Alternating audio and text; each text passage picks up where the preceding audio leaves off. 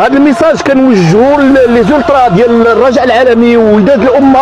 باش انهم يساندوا الفريق الوطني نهار الجمعه، وانهم يتواجدوا بكثره في الملعب مولاي عبد الله، لان حان موعد الحسم. وعلى حساب ما تيظهر في المقابلات اللي جراها الفريق الوطني المغربي بان المسانده كانت ضعيفه، كانوا ناس جايين باش يديروا السيلفيات، ناس اللي حاضرين عائلات الى اخره. انا اللي تيبان لي ان الوقت هذا ديال لي زولترا وديال المسانده من اول دقيقه اخر دقيقه، وانهم يزعوا الرعب في الفريق الكاميروني وفي كاع الفرق اللي غيتلقى مع المغرب، لا في نصف النهايه ولا في النهايه.